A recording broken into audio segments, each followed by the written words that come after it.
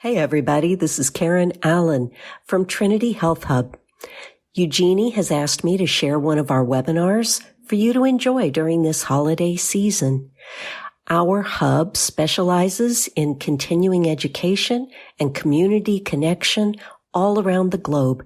If you'd like to find out more about what we do or the content that you can stream on demand, visit our website, trinityhealthhub.com. We look forward to seeing you online. Okay, so welcome everybody. I'm very excited about this session because Miranda made this presentation at the JAHC conference in spring of this year. And there was so much good thinking in it, thinking about how do we do homeopathy? How do we match homeopathy? How do we explain to clients the ideas and to ourselves and to each other about when is something indicated and when is it not? And if it acts or doesn't act, how do we process that? And so this is a fantastic summary of so many ideas. I want to encourage all of you, please take notes. Please write down the things where you think, oh yeah, I could have said that to such and so client, or I could have said that to myself in the mirror, or I could have said that to my kid or my friend or whoever. And Miranda's gift is being able to articulate ideas that are relatively complex or sophisticated in a really clear way. She's been doing this so long that she's got it boiled down to a very articulate communication. So I asked her if she would do this same presentation for us on the hub, and I want to encourage you guys, put comments in chat, put in any additional questions that you have, and set aside this time to be quiet and really focused. I know a lot of times when people are on webinars, they've got their phone going off and they've got their kids running in and out and the dog needs to go out and they're answering emails and they're whatever. And I get it. We're all busy. I just really want to invite you to focus. We've got a good amount of time here to really get some deep roots in something that's so important to be able to articulate, think about, and explain. I just want to invite you all to really be here and welcome Miranda. Oh, Karen, honestly, thank you so much. I don't know how deep or profound I'm going to be today, frankly. Mostly what I'm going to be is clear, that's right. And wrap things down. Like Arnica doesn't always work. I don't know, did you say this or did I make it up? I feel like Arnica is our gateway drug. It's our inroad into homeopathy. Many people have seen Arnica work. They've experienced it for themselves. They are hooked forever. You can't forget that. But then when it doesn't work, what the heck? What do you do? How do you think like a homeopath? How do you train your patients to think like homeopaths? How do you think like a homeopath when you hurt yourself? So off we go. And so I just want to appreciate, Karen, your vision, your dedication, your pertinacity, which is one of my favorite words. You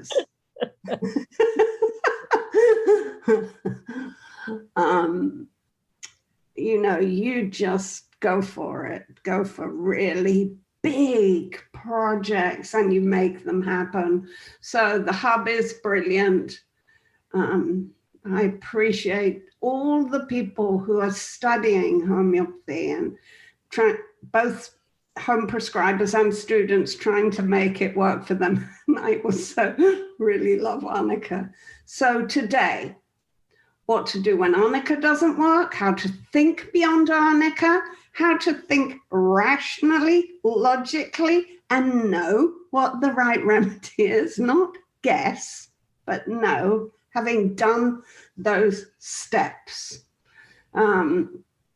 We sometimes forget when we're injured, we can't think clearly, and how to be fairly certain when Arnica that isn't indicated, when another remedy is going to work. How can you be certain of that? So I'm going to pepper this with a story, maybe more than one of my own. I sprained my ankle very badly last month. And I mean, to the point where I was worried. I thought maybe I had broken a bone. You know, you've got all those little metatarsals. I'd broken something. And I ran home. I could walk, so maybe I hadn't broken anything, but you don't know if there's a hairline in a metatarsal. And well, I didn't run. I hobbled home. And I grabbed some remedies, ice packs, elastic bandage, and elevated my foot, took to the sofa. Here are the remedies I grabbed. You know, Arnica, bryonia, rustox, ruta, and hypericum. So I put these next to me. And I had no swelling. It was that quick, within 1 minute. But I took Arnica anyway. What the heck? Because you do sometimes. If you can't think of anything else, you take Arnica. And the pain was excruciating. It was very bad. I put ice on it. The pain stayed the same, or maybe got a little bit worse, but I persisted with the ice because that is the received wisdom. Put ice on your ankle. I'm going to come back to this ankle in a minute, so we're just going to keep returning to it when we get bored with everything else. Okay, so what does it feel like when Arnica doesn't work? People, you get confused. How come? People say, it helped my friend's child or my friend, but didn't help me. Then people have to resort to painkillers. They get disappointed, sad about that. They feel defeated. They say things like, I tried homeopathy. It didn't work for me. It didn't work for my spouse. Honestly, I gave up on it. People say that all the time. So we have to put our thinking garlands on at a time when Arnica is not indicated, or we've tried it and it doesn't work, or it is indicated and it doesn't work. Because taking or giving the same thing that your friend took or gave is foolishness. And our patients say that frequently, don't they? I tell people, you took painkillers, big deal. Don't be sad. They're not that bad. And if you're new to homeopathy and remedies don't work, you can feel disappointed, especially if your friends have had wild and crazy successes. What did you do wrong? Never mind, buck up. And honestly, you gave up. This is a really interesting, dinner parties, or when we used to have dinner parties, remember those days? Oh man. Well, in your Zoom chats, when you're having a cocktail with your family or whatever, and they're saying, yeah, I tried homeopathy and I gave up on it. Just ask them this. Did they give up on conventional medicine when it didn't work? Remember the antibiotics they took for the urinary tract infection and had to repeat it, and it still didn't work third time. And eventually, the symptoms cleared up. But how many times did they try conventional medicine and keep going back again and again? So don't give up on homeopathy just because it didn't work once or twice. So here are the things that these are all real cases that people have called me with. Some are fairly recent. My kid fell and smashed his front teeth. Arnica didn't work. I banged my head on a cupboard door. Arnica didn't help. I smashed my finger in a car door. Arnica hasn't helped. My kid was whacked in the eye. Arnica didn't do a thing. My friend broke her wrist. Neither Arnica nor Symphytum have done, helped at all. So this is just the beginning of finding out how whether homeopathy can help, not the end of giving up on it because it didn't work, especially if the remedy was selected for a single symptom. I'll say that again. If you select a remedy based on one symptom, your chances of it working very small, whether you're a homeopath or a home prescriber. Okay. So let's take all these cases and go a little bit further with each of them, because then you ask the question, tell me a bit more. The dentist says there's hope with the kid with the smashed teeth because, says there's, my chat is over the thing, says there's no hope because the teeth are already going brown. They've become discolored. The one person, I think it was a woman, could have been a man, doesn't matter. The person who banged their head on a kitchen cupboard door has a headache and can't think straight. That's not good. My kid got whacked in the eye and he has a big old black eye. The person who smashed their finger in the car door is experiencing severe pain. The friend who broke her wrist has a swollen wrist and it's very painful. With a little bit more information, maybe 2 legs to the stool. It's not going to get you a good remedy, but it'll get you closer than Arnica. Bit more information, enough to ask a few more details. Whoops, hold on, sorry. The problems. Arnica is pretty much our only specific. Even hypericum for nerve injuries is not the only remedy for the complaint. It's good that we've got a specific. Very good. Dorothy Shepard talks about it in her books about how good of an ambassador it is for the whole profession. It's amazing when it works, amazing how often it works, maybe placebo at times, we don't care. Like I said, selecting a remedy based on a single symptom, not how homeopathy works, not the best way to use it. You want magic? You've got to work for it. So this is, when people say, how does homeopathy work then? I say, we don't know, but I have an analogy for how it works. And this analogy has worked so well for me that, and patients always love it, is it works like healing ripples. My job is to get that pebble to land, that healing pebble to land in the middle of your pond so that it sends ripples out to every part of you, healing ripples. Homeopathy heals from the inside out. It's really that simple. You know all this. It stimulates the body to heal itself, but the ripples in the pond are pretty nice. So a pebble thrown on the edge of the pond, it's not going to reach the whole person, is it? The whole pond. It will just ripple away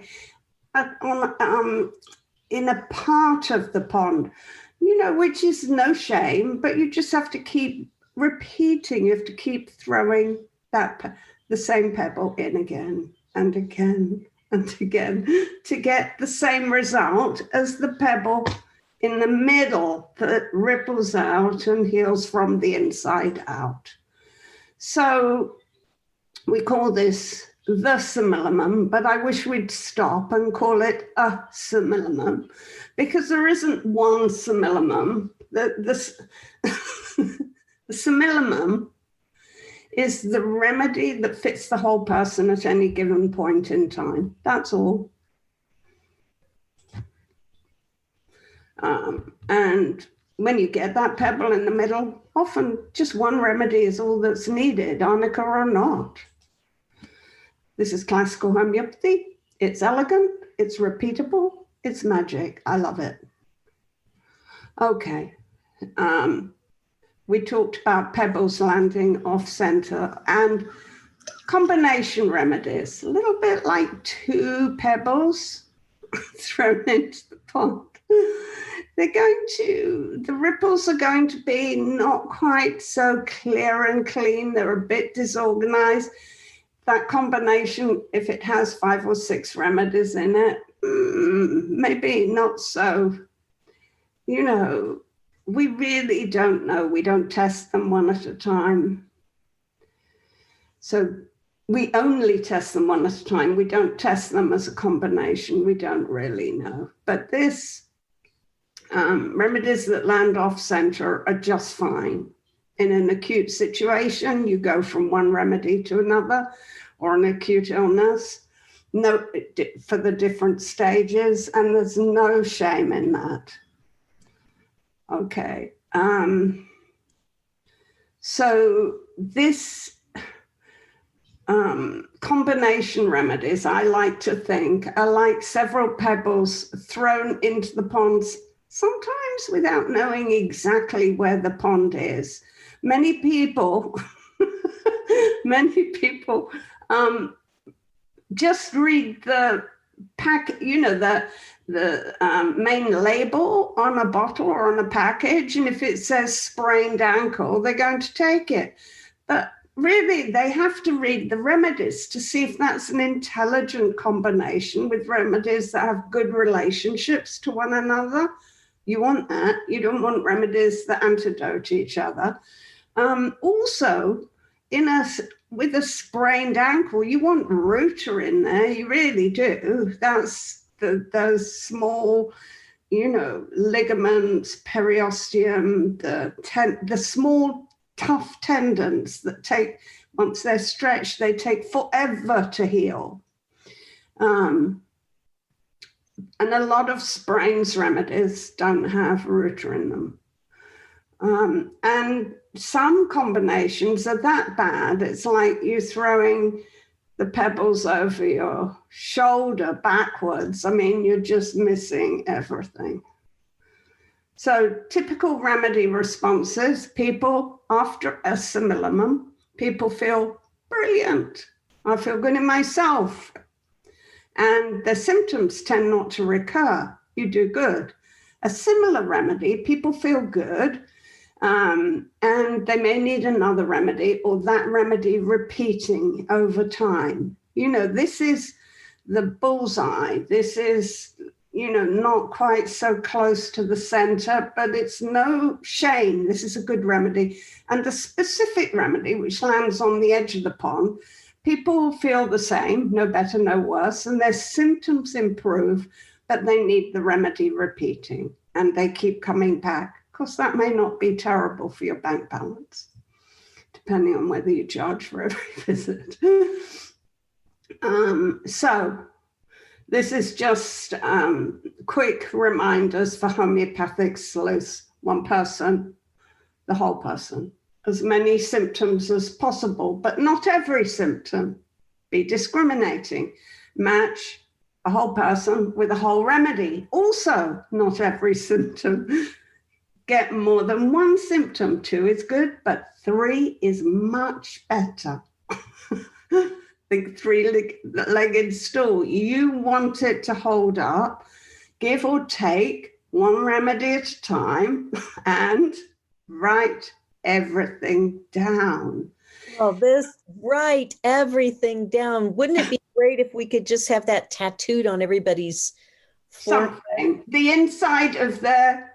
Right. Inside of their eyelids, write it down. Yeah.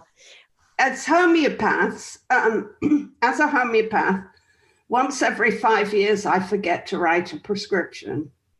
It's always catastrophic. Catastrophic means I can't figure it out. I didn't run a macrorepertory graph. There's nothing in my notes to trigger my mind. It's 2 years because too much time has passed. And now that remedy worked great. and now the patient's returned. It doesn't happen very often, and I have fail safes for it. I write it in 3 places so that if the next patient is early, current patient is late, I forget to put it in one place, it's in 2 others. But like I said, once every 5 years, all those 3 fall through some kind of virtual crack in my administration, and it's nearly always, 50% of the time, it makes, it's a crying shame, literally. So, because patients aren't paying, sometimes the patient's written it for you. And now I do send an email with that information. So that's a 4th place where that does, I can trawl through my sent emails and find it. But if you're running an acute and you're doing it in between patients and people, you still have to write it down, because you don't know when you're going to be brilliant. I mean, really brilliant. And you want to remember that for the future, for future patients, especially if you had to work really hard for a remedy. The next time it'll be a piece of cake and you'll look so clever. But also you want to write it up and share it with us all, won't you? So write it down, everything, even if it's just quick notes, reminders, the date, the time if need be, why you chose the remedy, the upshot. Like I said, mostly you'll not remember. Okay, Arnica. I'm not going to give you a lecture about Arnica, you know it. So this is, what I am going to tell you is this is a slightly different way of looking at a remedy. It's in the synoptic keys, you'll see this structure a little bit. What I've done is the kind of injury, overexertion, bruising injuries. This is what is the affinity of Arnica is to soft tissue, injured muscles. What kinds of injuries? Many, everything, head, fracture, sprains, strains, physical trauma, with swelling though, right? Swelling, that's the main symptom, with or without bruising. The pains are sore and bruised. These are all keynotes that you have to have them. Worse for touch. Worse for touch. Says I'm okay because, and there's a reason why, because they don't want to be touched. Because they're worse for touch. And that's why they say I'm okay. So it's good to get this gestalt is very clear. And people often do this after an injury. So yeah, throw Arnica at them. So this kid with the smashed teeth, yeah, he's old enough that it's his permanent teeth. They're a bit loose, they're discolored. His dentist says the blood supply to the tooth has been affected. The nerves may die, and if that happens to the tooth will die. The dentist's also concerned about an infection, wants me to give wants the patient to take antibiotics. The kid couldn't bite on an apple. They hurt too much to do any kind of biting on hard foods. They're sensitive to cold. The mother gave him ice cream, like you do when your kids hurt himself. And he didn't want me to touch the teeth or his mouth. It was a horrid fall, and I think he's still in a bit of shock. Should we give aconite? Shouldn't we give aconite? Should we give aconite? So that's a question, and the answer is probably not. So let's, anatomy and physiology, super important with accidents and injuries. Honestly, you cannot know enough about the anatomy and physiology of different organs and tissues. And, when I found out that the cornea is mainly epithelial tissue, had a patient who had a bad injury to her cornea, and just calendula on its own in a nice high potency was the remedy that totally cleared up the pain and healed the injury. They weren't sure because there's not a lot of blood supply, I think, to the cornea. And so it's hard for it to heal. So dig down, Wikipedia, the Merck manual online, dig down, find out what. So teeth are fascinating. You think of them as being bone in bone. Yeah, kind of. Here's the bone of the jawbone here. Here's the tooth, but they're attached with ligamentous tissue. They're like, they can be rocked. They're cushioned in your mouth. That's why they don't break when you bite on hard foods. Toast, for example. Burnt toast, which I hate. And they act as shock absorbers. But when you injure your teeth, these ligaments, they're all stretched out. That's why the teeth go loose a bit.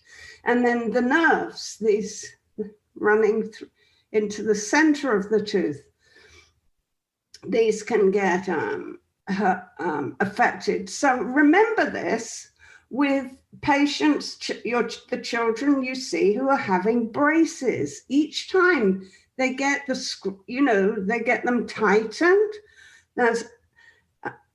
A lot of children really suffer with braces. They are incredibly painful and disruptive. But when they're tightened is when the worst. And that is often a situation for Ruta because of the tissues, or Staphylococcus aureus because of the emotional state. So, Arnica check. With this kid, is there swelling? No. Bruising? Nope. Soft tissues in? Nope. Pain, sore and bruised? Not at all. So it's clearly not an Arnica. No wonder Arnica didn't work. So what do we got? Injury to teeth, painful.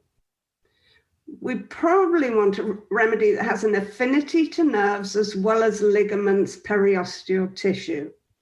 We want a remedy that's worse touch and cold. Yeah, worse touch, that's the only symptom we had for Arnica. And maybe shock from injury, maybe. So let's have a quick look at hypericum. The affinity is with the nerves. Crushing injuries to nerve-rich parts, painful puncture wounds, surgery or childbirth. Hypericum along with ledum prevents infection, prevents sepsis. It's good to remember that about it.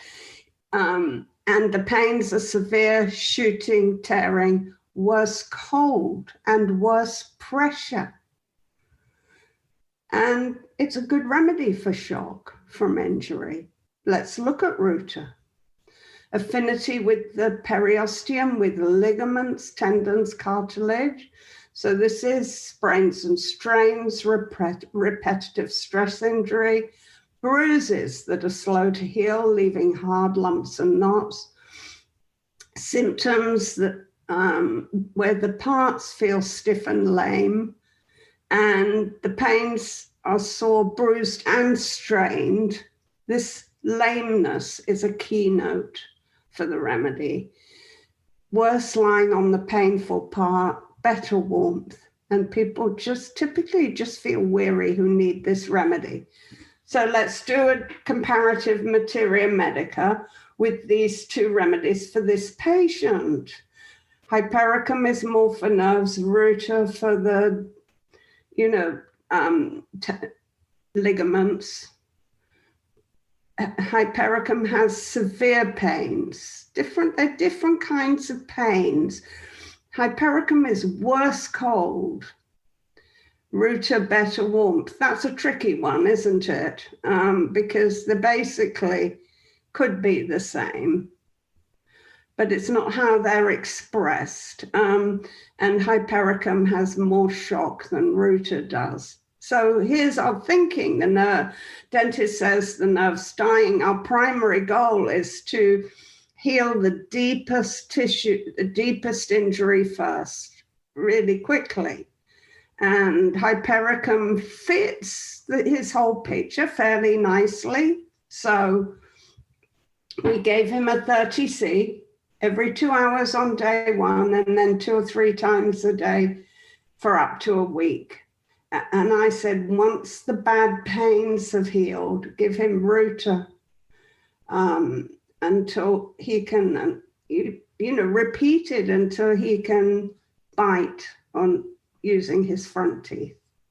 And then, of course, cell salts. Once the injury had healed, cell salts as a tonic to strengthen the teeth and gums and jawbone, this whole area, for a couple, 2, 3, even 4 weeks. So hypericum helped the pain. After 2 days, that eased, so she stopped giving it. And the discoloration dissipated within a few days after that. That is, dentists always say, things like, I must have remembered that worse than it was. They say annoying things like that.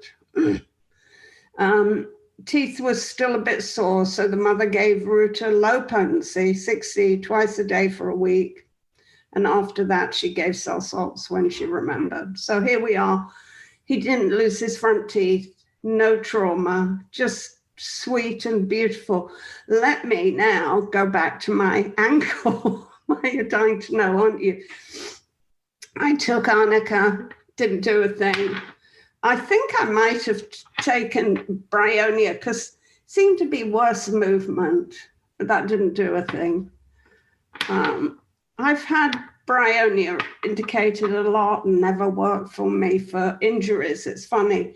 So then what I did take next was Ruta. I took it a few times thinking, well, it's very painful, and did nothing.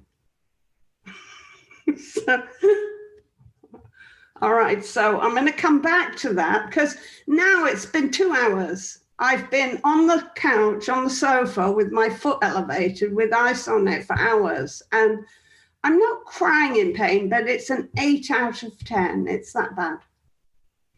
And it's at the point where some people take painkillers. I get that. But the minute you take painkillers, you destroy the evidence. You don't have symptoms. And so I'm calming myself down, watching some silly things on television, just calming myself down so that I can observe. So I've taken 3 remedies. None of them have done a blessed thing. Okay. So here we have this woman with the head injury, but she did it a week ago. She's had a headache for a whole week. Could it be connected to her head? Duh. My forehead and the back of the head hurt a lot. Bright lights and noise are bad. It feels kind of migraine-y. She doesn't usually get them. And she's been off, more irritable since this happened. I'm really struggling at work. My mind has been foggy. If I can make myself take a walk in the fresh air, I feel much better. So nice to get a general symptom. One physical, an injury, one pain, one mental, one general, and you are, if you can fit that well into a remedy, you're in business. Is there swelling? No more. Bruising, maybe deep bruising. Are soft tissues injured? Well, not covering soft tissues that cover the body, maybe brain. Are the pains sore and bruised? They're not. So we got 3 legs, headache after head injury. Affinity, we want the head injury. Pain, worse light and noise, better fresh air. And then the mentals, irritable, foggy thinking. So I am going to, okay, I'll come to that in a minute. Let's go. So we do think of Nat Sulph, don't we, as number one for headaches after head injury. It is the number one remedy. Pain at the back of the head, especially the base of the skull. Symptoms are the pains are boring, gnawing, bursting, pressing. They're worse light and noise. They're worse cold and better fresh air. They are irritable and depressed and can't think. Well, look, slam dunk, wouldn't you say? You'd just give that without thinking twice. Unless you'd repertorized. And if you repertorize these symptoms, you will see that natrum mur comes up, number 2. It really does. Affinity with the brain and the head injury, but especially brain injury. The forehead more than the back. The pains are hammering, throbbing, bursting, worse light and noise, worse heat, worse mid-morning, better rest. People are more depressed, less irritable. So let's compare the two remedies.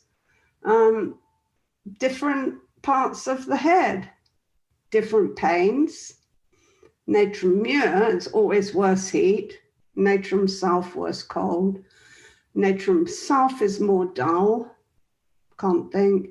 Natrum mur more depressed. And natrum mur is more dry in general, whereas Nat Sulph has saliva during the headache. So we have 3 strong keynote symptoms for Nat Sulph. And I gave Nat Sulph 200, 3 doses close together, and every 2 hours. That's my typical prescribing, to just run one every 2 hours for 3 doses. I could have given 30. You know, people say, what potency? And honestly, the best potency is the one people have, the one you have. If you've got a full pharmacy, then okay. 200 is nice and strong for a healthy person. She's slept and woke up feeling fine. Headache, what headache? You know, that one. The smashed finger. You want to know about my ankle? So I'm going to tell you about what happened to my ankle. So I observed my foot moving. It's the most extraordinary thing that was happening. I thought I was trying to find a comfortable place where it didn't hurt. I was. But I couldn't find a comfortable place. My foot was going like this, like this, like this, like this, like this, like this, like this. I was turning my body constantly. I would move it, get a bit of relief, wait a bit and go, I wonder how long the relief will hold. Didn't hold very long. Pain started up, moved it again.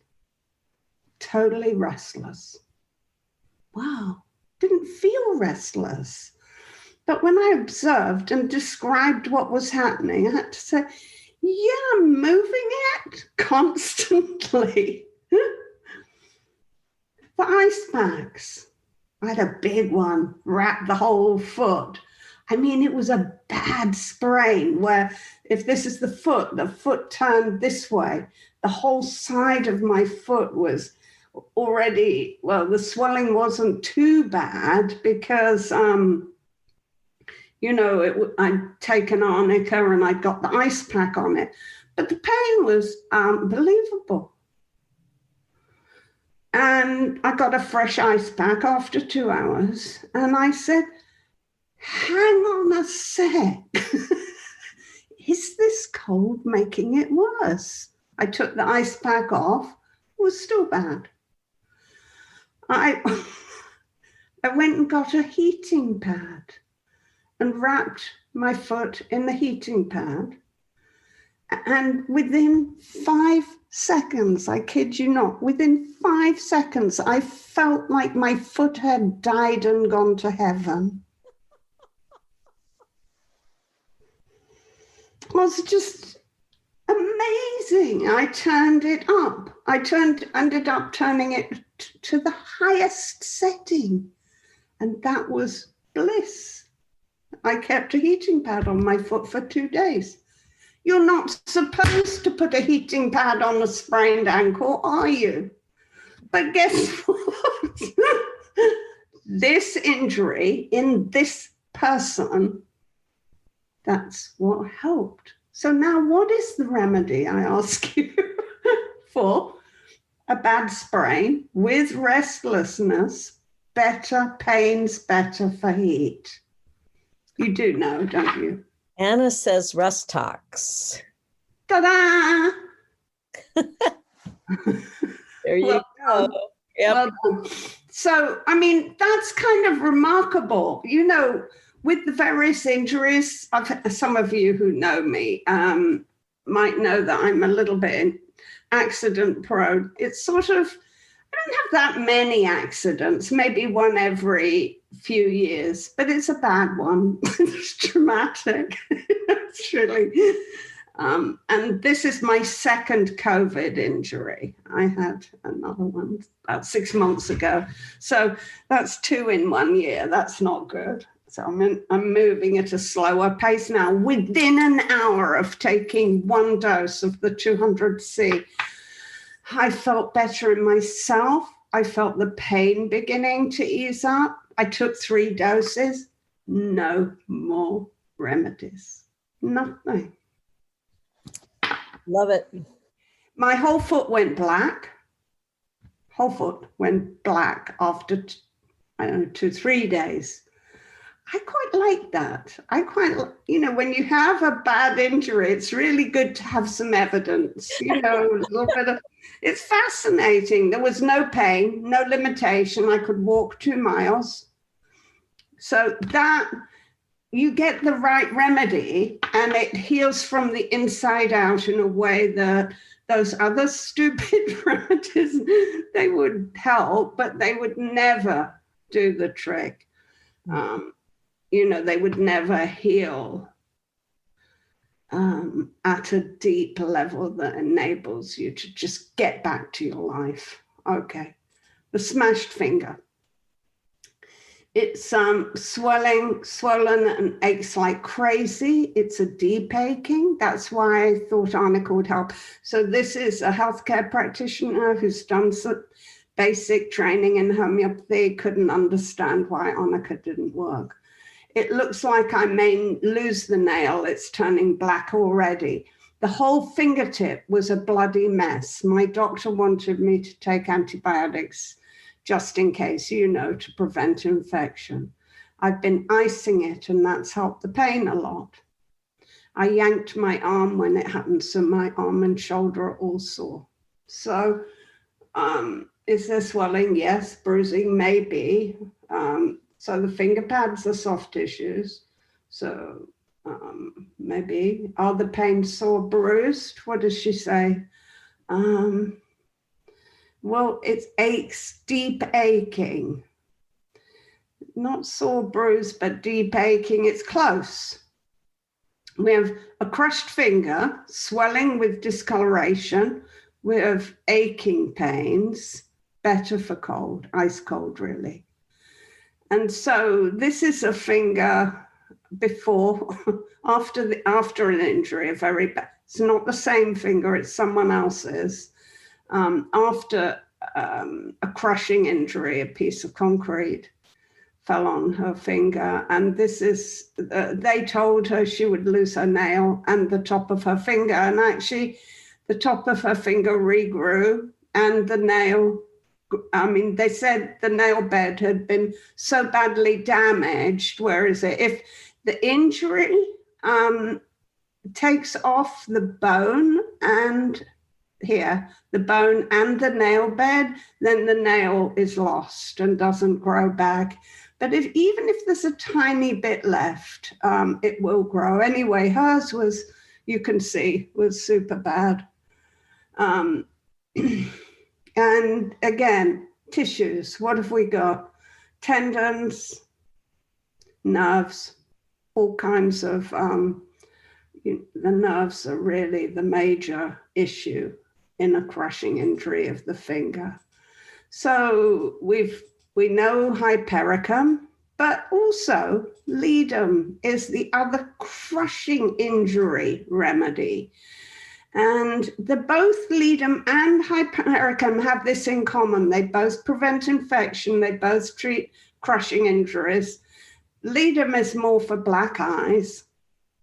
They both do punctured wounds. So it's a crapshoot sometimes. You just give one. If it doesn't work, give the other, or sometimes give alternate. You can alternate them.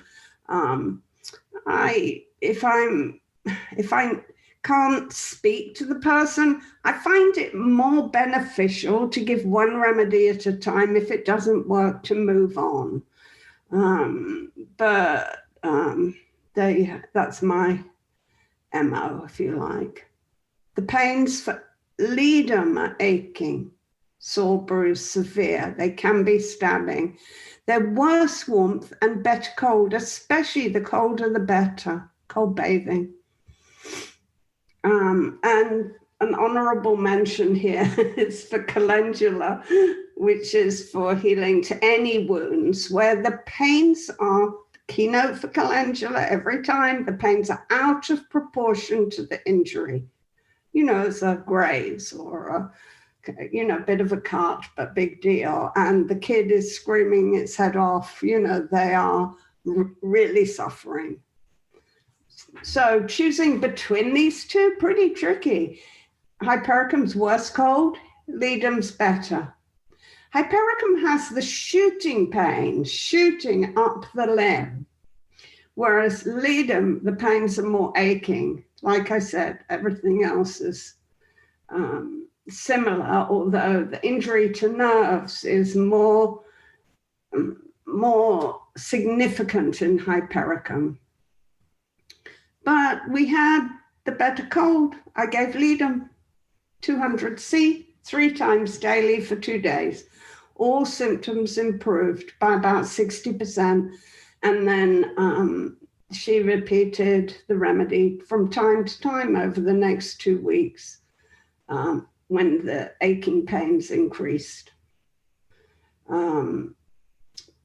One time, this person bashed their finger by accident on the furniture or something, and all the pains came crashing back.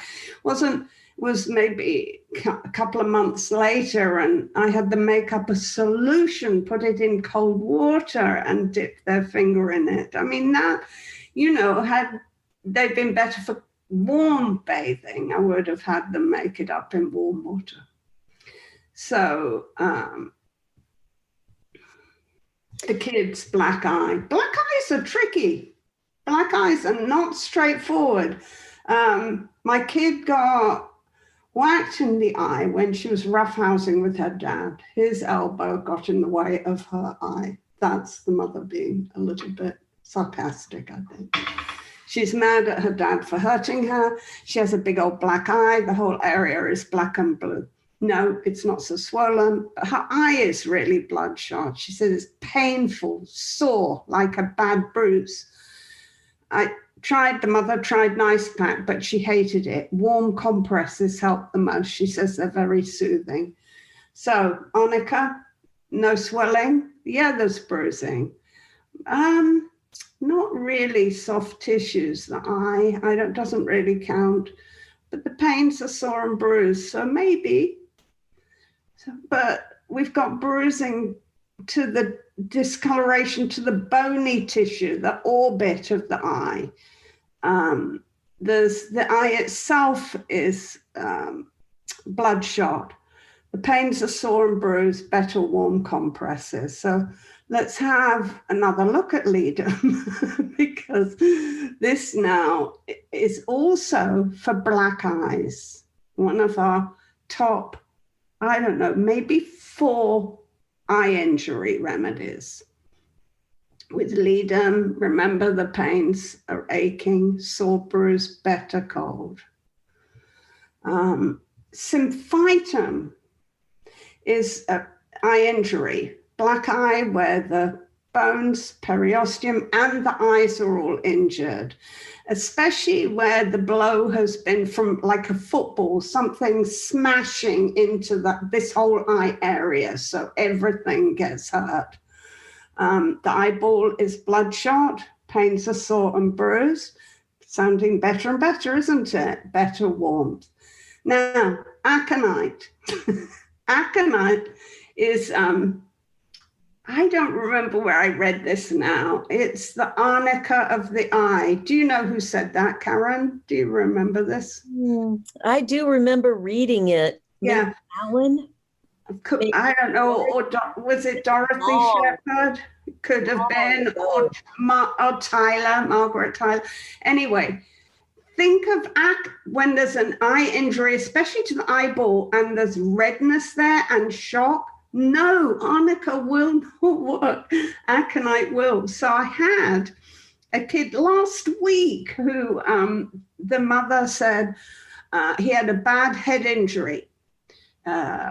4 or 5 months ago, we gave arnica, nut sulf, I can't remember what else. And she said, his eye is red since the head injury. How can that be? So I said, and she checked, the doctor said there's no conjunctivitis, there's no inflammation or infection. It isn't red all the time. It's red in the evenings or when he's tired, and it's bright red and it's sore, bothers him. Well, that's weird, isn't it? Because it's for all sorts of reasons. So I went back and over, and I eventually said, well, because this parent had called me, she said he'd been whacked on the side of the head. I thought she meant the side of the head, but when I didn't ask enough questions. This is another Homeopathy 101 case taking. Exactly where was the injury? The injury was to the surrounding, just over the eye, so half the orbit. The eye got whacked, but it's 5 months ago. So I said, okay, eye injury, redness after, arnica didn't help. Aconite, it's all gone. That symptom disappeared. Just one day of aconite 30 and it hasn't returned. So with this kid with the injury, it was a toss-up between Ledum and Symphytum. But Symphytum won because of the modality, the general symptom of better from warm compresses. And it fit her symptom picture better than Ledum. And just 3 days of Symphytum, 30C, twice a day. No further remedies were needed. It healed. Beautiful. And I think this is our last case. And how are we doing time-wise, Karen? I didn't bring we doing great? Yep. Okay, good. So, this is a friend who broke her wrist 10 days ago, and it's still swollen and very painful.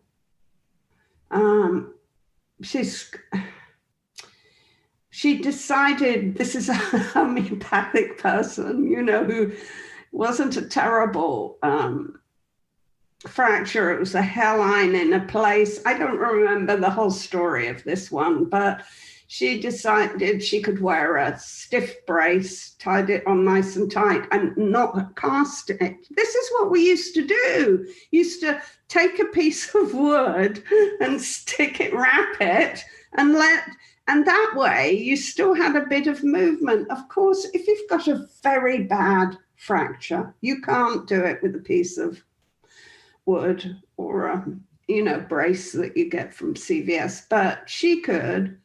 And it's possible that some of the swelling and pain were from it not having been cast. But I couldn't see that was the case. What I could see was that she had been able to immobilize the wrist, but could still use her hand. And I think that really helps with long-term recovery and healing after a fracture, if you can keep the muscles juiced up a bit. So there we go. She's got her arm in a sling and a hard brace. We used a sling.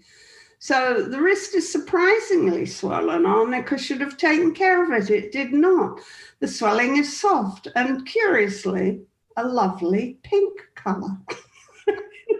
You can't make this stuff up, can you? I mean, people really do their bodies do these wonderful things. It's like a special, they're talking to us. They're saying, I need that remedy that has the lovely pink color, that one. So the pains in the wrist are very unusual. They sting and they burn. And these are much worse. If the arm gets hot in the brace, you have to tear it off and put an ice pack on to calm everything down. Cold is tremendously soothing. She's been irritable, which is unusual for her. So, who are we guessing the remedy? Is any you can want to put in here what you think? We have you can guess the remedy if you want. We've got a suggestion of apis. Anna's guessing apis. What good job. So yeah, I mean, would you give apis though for a fracture? Or inflammation around the fracture? Maybe. See? So good. You are thinking right, you guys. So it's Arnica check. This is not Arnica. She's had Arnica, it didn't work. Symphytum didn't work either. So we've got the fracture, we've got a pink swelling, pain, stinging, and burning that are better for cold and worse for heat. And we've got irritability. So we've gone through symphytum. I don't need to go over that again. Let's look at apis. Allergic reactions or infection after injury. We know that, anaphylaxis. But the injuries, there's a history of it helping with fractures and sprains and strains, even though we know it mostly for burns, bites and stings. So it's the general symptoms that guide us straight to this little remedy: puffy, rosy, red swellings. The injured part feels hot. The pains are stinging, burning, prickling like hot needles. They're worse warmth, better cold. And people who need the remedy are restless and irritable. So apis was given 30C, just a few doses over the course of a day. And the response was like dramatic. Pains and swelling reduced to the point where they were barely noticeable.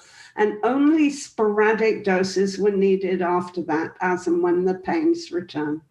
Cell salts were used to finish, the healing of the fracture and strengthen the injured bone. So what's the time?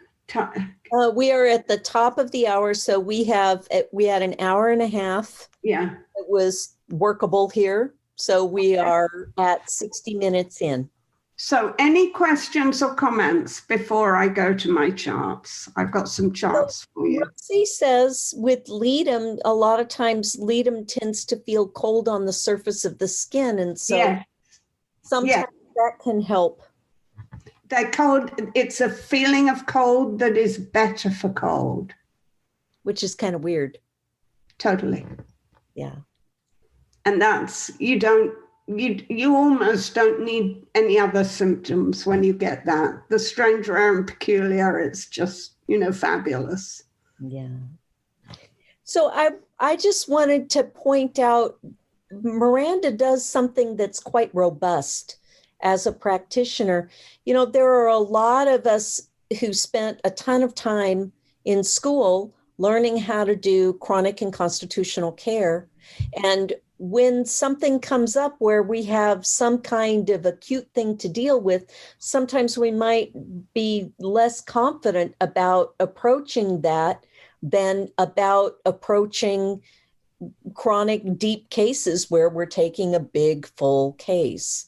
And one of the challenges that sometimes people have working with acutes is following the dialogue of the vital force. And in the first case that Miranda talked about, she gave a remedy, she gave another remedy, she gave a cell salt. She was working with the dialogue of the vital force. And here again, she's doing this thing that as a robust practitioner, you're not just a one-trick pony. You're able to say, here's a remedy. Here's something you're able to evaluate from an affinities, from sensations, from, what is the nature of the pathology that we're dealing with here. It's more important than almost anything in an injury to know what is actually hurt. I happen to have on my desk Gibson, first aid in accidents and ailments. This was my first, one of my first, look at it, it's all in tatters. I made my own index, index of keynote remedies. I mean, I cut it. I cut it, in order, because I had traveled with it in my backpack. So when I took it to Bali, to Indonesia, I took it everywhere. Anyway, what's annoying about this, Gibson let me down finally when Daniel got whooping cough. I was 19, 16, 18, 19, 28. I'd never studied homeopathy. I didn't have any materia medica. I was just, shooting from the hip. Oh, there's 6 remedies for this complaint. You just give one if it doesn't work. You don't really understand what you're doing and how or why. Anyway, having a methodology is so brilliant. It helps with every kind of case. But injuries, people are so grateful. They're so grateful. This, I used my joints cream. Actually, I didn't take any remedies, but I've used this on my ankle a few times when I remember, when it's a bit achy, because it has a cell salt in it. It has thiocyanamide to dissolve scar tissue, and symphytum and ruta. So that you want a cream like that people can apply. It makes them, especially if they're not taking remedies, it makes people feel like they're doing something if they need to. Okay. I created a chart so you can do cross-referencing for the remedies that we've covered here with their keynotes. But I did something else for for the Homeo Summit. I gave a talk on injuries and accidents, and I created a more comprehensive chart, which, did any of you go? You talked at it, right, Karen? But you spoke at the summit. And hold on, let me get rid of myself. There we go. Are people coming?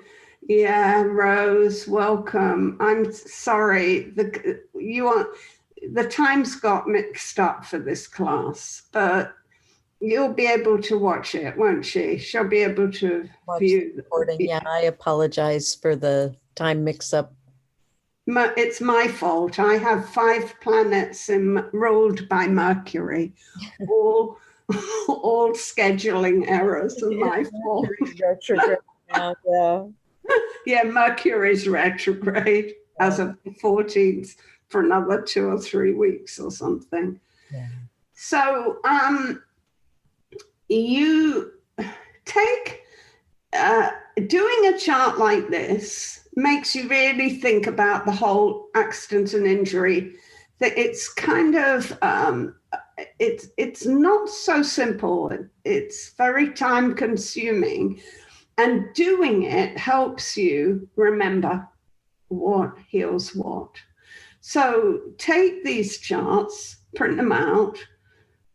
Because the font is so small, you'll only just be able to read it. Make your own charts is what I'm saying. Speak to you, speak of your experience, your knowledge, what you've been taught, and what you've seen with injuries. So, and I'm just going to hunt and peck here. I'm going to go to and fro. You know, while Miranda's talking about these, I just want to remind you guys, the very best place for one of these charts is inside your bathroom cabinet door. Oh, that's a good idea. Never lose it, or inside your kitchen cabinet door, preferably where your remedy kit is. Or on the fridge. I am thinking of printing these out and laminating them. Making, I've got a whole series of them for all kinds of flus and colds and coughs. So useful, yeah. Yeah. Okay. So aconite, we all know, big deal. Apis, we all know now really well.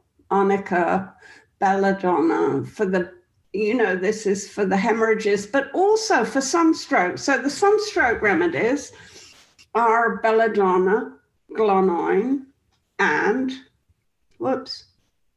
hold on,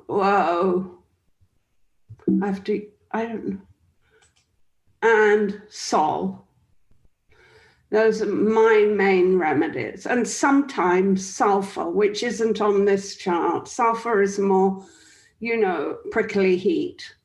But for actual sunstroke, belladonna and glonoine are the top 2 remedies. They're both wild, violent headaches, violent symptoms. Belladonna's more dilated. The pupils are more dilated. They're more delirious. And glonoine is more painful. And you've given belladonna and it doesn't help. They're both worse heat. They're very hard to differentiate between the 2. And sol is especially for people who've never been well since sunburn,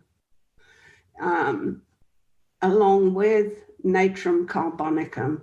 Now, the chronic effects of sunstroke, so this is the acute effects of sunstroke, but the chronic effects where people have weakness, fatigue, headaches, long-lasting headaches. They have skin symptoms, rashes, itching.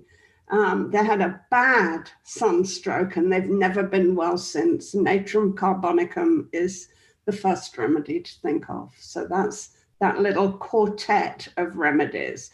And you could find a way to sort of, get a highlighter and highlight things. And that way they'll sort of, the things that are symptoms that are important to you will leap out. Also, if you do your own chart, you might not care about the source. You might get rid of this column in order to use it for maybe mental or emotional symptoms. Or put in some more keynotes.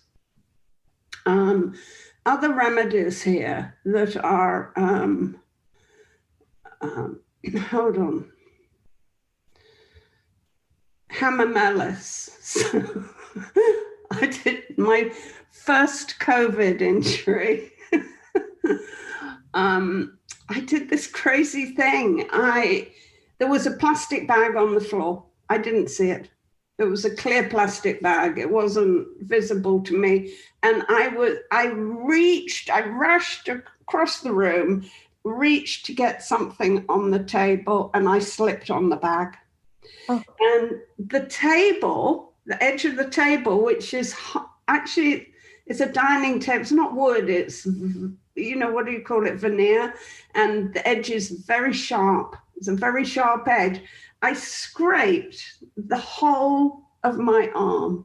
Oh. I mean, with the weight of my whole body. And every single blood, all the small blood vessels, all of them burst. Oh, no. I mean, I'm not easily frightened. I've chopped the top off my thumb. I've done the craziest injuries. This swelled 1/2 inch out from my arm and went neon blue, immediately. It was frightening. I couldn't look at it because I had a lump here, bad one. I thought, oh, I've broken something. So I went to the hospital just to have a quick x-ray. You have to make sure. And then the main remedy I took was Hamamelis and a little calc floor and a tissue salt to heal all those vessels. All the blood vessels. Wow. So don't, hemorrhoids, but they're just blood vessels, aren't they? Think of them. That's like a little overlooked remedy. I feel quite sort of affectionate towards it now. Let's go here and see the surprise. Oh, the burns remedies. Yes, okay. So Cantharis, causticum, Urtica urens. Urtica's number 1, mild. Cantharis is next, 2nd degree burns, more burning pains, better for cold. Yeah, if you're a homeopath, you'll stick your burnt finger under hot water and you'll expect it to be better. And I will just have to leave the room because that's not homeopathy. That's stupid thinking. That's saying, oh, if it's a burning pain, it should be better for heat. Yeah, one time I got stung by a jellyfish, a man-o-war. It was one of the worst things that has happened to me. And my dog must have grabbed a tentacle with his foot, dragged it across my toes. That's all he did. I didn't see it happen. I just felt someone stab a knife into my toes. But there was no knife walking on the beach. I couldn't figure it out at all. And it became a Facebook event. I put it up on Facebook. I didn't know what to do. People told me to pee on it. But the research has been done, and peeing on a jellyfish sting doesn't work at all. It's something sailors do. But what else? They haven't got anything else, I guess. They could slap some fish on it. Anyway, I had burning pains that were, for me, uncharacteristically much, much better for heat. I mean, so much better, it was remarkable because the pains were burning. Wow. And so there are only a few remedies that have that symptom. Of course, arsenicum is number 1. Arsenicum is neurotoxic. The injury was from an animal. It releases neurotoxins that, I've got it written up. I'll put it I'll give it to you so you can post it with this, because it's a very it's entertaining if it wasn't you that it happened to. But it also, I learned a lot, and I wrote it up in excruciating detail, each and every step, what happened. Some people's burning pains are better for heat. And one time mine was, but if I burn myself in the kitchen, I have to use cold. And Cantharis is the remedy that helps me. Wow. You were talking earlier about Homeopathy. One of the things that Homeopathy does that's great is when you burn your tongue on pizza. Oh. If you eat hot pizza and you burn your tongue, burn the roof of your mouth. Yes. Homeopathy has a very strong affinity there. So even though we think of it as this blood vessel remedy, it's also the pizza burn remedy. Okay, I learned something. Thank you. So that's good to know. I'm going to add it, to my job. Okay. So then Kali bichromicum is for 4th degree burns. For electrical burns, I once flew to New Zealand, taught there, and it was a crazy trip. But I arrived in the afternoon and I had to teach the next morning. And it's a long flight, man, it's long. Woofta. And so this was, 15 years ago, and our computers were just rubbish back then, weren't they? I ran out of juice in my computer. The first thing I did, and I bought an adapter, the first thing I did was plug my computer in. So the principals of the school picked me up from the airport. I walked into the house, walked into the office, plugged the computer in, and the plug blew up in my hand. And the whole room filled with black smoke. Oh my goodness.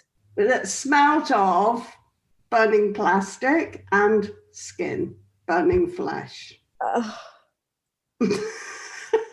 Oh my goodness. What a welcome.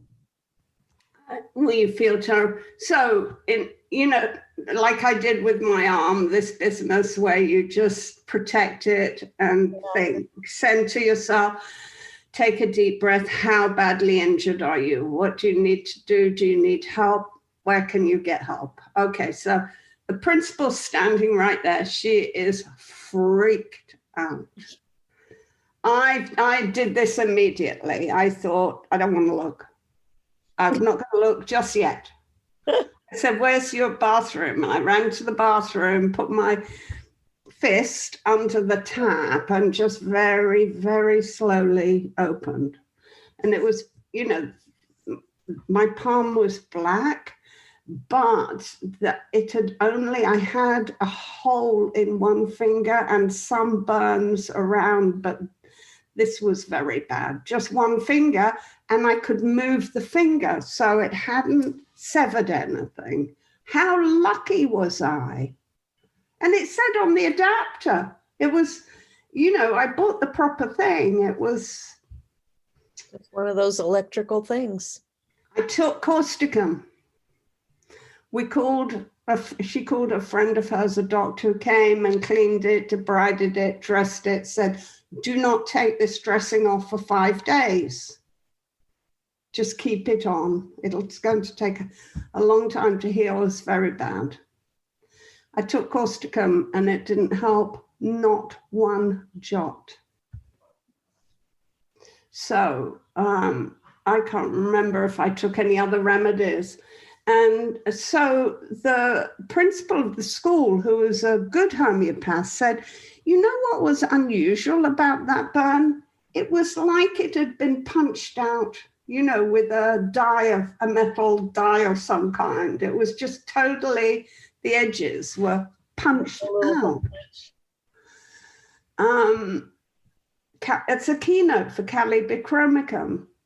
Wow. And also the electrical burns, and also the 4th degree. It hadn't ulcerated yet. There hadn't been enough time. So I took Kali Bic, probably 30 or 200, not so high. And the pain started easing, and I had the dressing off within 4 hours. 4 hours, 5 days, wow. Ridiculous. That evening, and we watched it heal, actually. That's an amazing story. Put a Band-Aid on it. I still have a black tattoo mark from the... Causticum is a Kali. Sometimes we forget that. Excellent point. Kali bichromicum is just like one step to the left there, isn't it? Or one step to the right. And I wouldn't have thought of it at all in this. So that's a great example case. There are other remedies here that I saved my son's life with pyrogen. I've told that story all over the place. You guys don't want me to tell that. You guys want to hear the septicemia story? No. A good story, of course. Yes, please. He's 5 years old. I've only been in practice. He might be 7. I've been in practice for 5 years. And he comes back from his dad's house. He's been there for the weekend with a graze on his elbow that had swollen, was very swollen, like the size of a grapefruit. And there was a red streak up to his armpit. And his glands were swollen. All his lymph glands, his armpits, his abdominal glands, his groin, all swollen. He was delirious. He never talks. He's very sort of quiet child. He had a fever of 104. He had terrible pain in his head. Every time he sat or stood up, he screamed. He wanted to go to the toilet. I had to carry him there. He had to stand to pee. He's 7. You have to stand to pee. And he screamed the whole time he was urinating. Like moaning loudly. Probably screaming is probably exaggerating a little bit. He had no perspiration whatsoever. His pupils were dilated, shiny eyes. It was a slam dunk. I had given belladonna earlier on before the symptoms of septicemia. So this is 1980, 78, 85. And I knew really I should have taken him to the hospital. They would have given him IV and oral antibiotics maybe, and they might not have saved his life back then in England. I knew that was, I just thought, well, we read the cases, it should work. It didn't. Belladonna didn't work. There wasn't another remedy. I found another homeopath in town. It was Friday night. I found somebody. I said, what do I do now?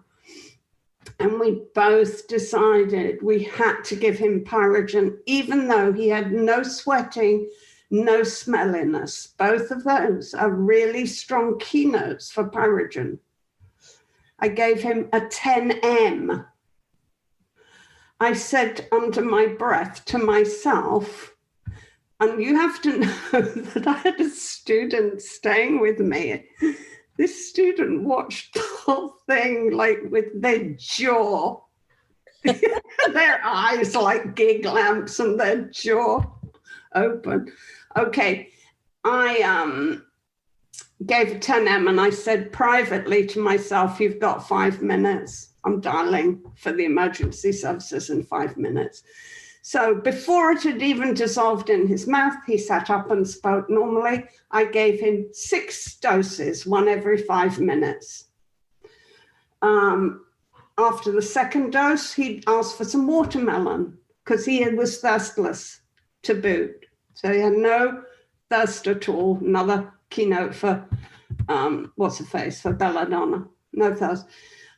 I gave him some watermelon. He wanted to play cards. We played Snap. What is that? Is that called Snap in this country too? You know, where you... Yeah. But every time I said Snap, he just jumped out of his skin. He was like very vulnerable. Anyway, after the 6th dose, he lay down. This is now 8 o'clock at night. He lay down, went to sleep. And I sat with him until the red streak broke up. And that happened at 1 o'clock in the morning. And he came into my bed at 8 o'clock, having slept 12 hours without waking. He came into my bed without one single symptom. We went fishing. Wow. I called his dad later that day. I said, hey, what happened? He was with you. What happened? To try and unpick. And eventually, he said he had we went to the park, blah, blah, blah. Yeah, did he eat? What happened? What did, just try and retrace the day. So he scratched, he had a little graze on his elbow. Yeah, he fell. Yeah, no, it wasn't that bad. I don't know. And then he said, oh, yeah, there was that moment where he found a dead rabbit under a bush. I said, okay, so he saw a dead rabbit or he picked up a dead rabbit? Oh, he picked it up. And then what? Well, we made him put it down, of course. But then, did you wash his hands afterwards? No, why would we do that? Oh, wow. Well, that's your vector of transmission right there, isn't it? So it was pyrogen, which is made from rotting meat. The disease that caused it, staph probably, but was a dead animal, a similar animal, not the same one. So we love that, homeopathic thinking. But here's the rub. I studied pyrogen, the provings, every line. I thought, how could I have known it was pyrogen without the keynote symptoms right at the beginning? And I could. Here's what. Here's how. When he peed, went to the toilet, I saw with my own eyes, but I was stood there as a mother. He was screaming in pain, urinating. So I was holding him and comforting him as a mother. And the homeopath, the observer in me, temporarily checked out. I saw it, but I didn't remember it or make note of it. I didn't think about it. What is it? The urine. What color was the urine? He hadn't drunk anything. He had a temperature of 105. What color should the urine have been? It should have been yellow, orange. It should have been orange. It wasn't. It was clear like water. Now go to Alan or Fatak and you'll see that's a symptom for pyrogen. It's one of those strange, rare and peculiar symptoms that could have confirmed the remedy. It was beautiful. Oh, how fascinating. Wow. Do you guys have comments about any of that? We're just about at the half hour. So if you have questions for Miranda about any of the things that we've covered so far, about her fabulous story?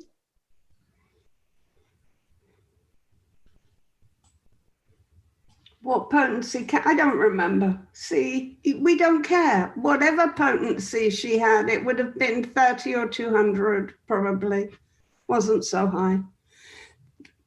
The remedies that I haven't talked about here, that just honorable mention, that are on this chart that you wouldn't find so easily elsewise. Myristica sabifera is an amazing abscess remedy. It's probably more effective than silica. It's that good. And it's an overlooked remedy that is just killer for abscesses that look like silica, or silica doesn't work because that's the remedy, you know. And you go, what was that remedy on Miranda's chart that she said? That's what, you know, that's your, and go and read any Materia Medica, go and read it and you'll see, wow, how come we weren't taught about this? I wasn't. Then the two remedies for radiation burns are sol and radium bromatum. But with radium bromatum, you get a bigger picture. It's a bigger remedy that we know of. And so you want the picture to match a little bit with sol. You give it when radbrom hasn't worked and you don't have a backup, another remedy in the wings. And then the chronic sprains where people say, yeah, rust toxin root to help, but that ankle's still weak and it's still, you know, I've still got pain in it and I don't want to keep taking first aid remedies. Strontium carb is like the chronic of every sprain remedy. It works like a charm for old sprains and strains, chronic sprains that didn't heal properly and are still bothering people. So those are my, you know, just quick tips for accidents, injuries, and Excellent. a few extra remedies to consider. So thanks, everyone. I'm sure you've all got stories of your own. Write them up. Yeah, please do, because we all learn from everybody's experience. Well, thank you, Miranda, for a great class. I'm super glad to have this session. I know I learned some things, and I also learned, again, from watching the way that you think and explain things, all of us now have a better way to communicate about this with ourselves, with our clients, with our friends. Thank you, Karen. Thank you so much. This is my final thoughts about homeopathy. I just love it. It can be time consuming, annoying, demanding, but honestly, it's nearly always worth it. You know, you can talk for hours and just save weeks or even months of suffering, can't you? Even with the stupid injury, it's worth taking the time. So I've got in this, here are my favorite first aid, accident and injury remedy, you know, books, homeopathy. And this is my favorite, the springs in Northwest, Central Florida. These springs are the best kept secret after COVID. You know, if you all come here, you have to, they're deeply healing places to swim and renew. They're the same temperature the year round. They come out of the aquifers, hundreds of years old. The water is filtered through the limestone for hundreds of years. And in the winter, the manatees come and have their babies. And it's just, they're the best. They are wonderful. I remember going to the springs with you when we came to visit. I have a picture. I should have dug it out. I'm sorry. I didn't think. I have it still somewhere. I will. So thank you, Karen. Thank you for being a force, a vital force in our community. Thank you for, it feels very nice to be back on the hub. Oh, I'm super glad to have you here. And guys, for those of you, please look on the calendar. Miranda's going to be, you know, last year she was doing things about, you know, kitchen medicine and about supplements. And she had, and all of those classes are out there on the hub for you to stream. And at the time that she did brain stuff last year. somebody had said, hey, can you talk more about cell salts? And so we've got that on the calendar. So in November and December, she's going to be doing sessions where she's going to go through cell salts. And this is not to be missed. So find it on the calendar and make sure that you RSVP, okay? And hey, Joy, the book, you'll get a PDF of the slides and, all the books and links, everything will be in there. Okay. All right. Thank you all very much. Take good care, Miranda, and I'll talk to you soon. You too. Bye-bye. Happy, healthy homeopathy.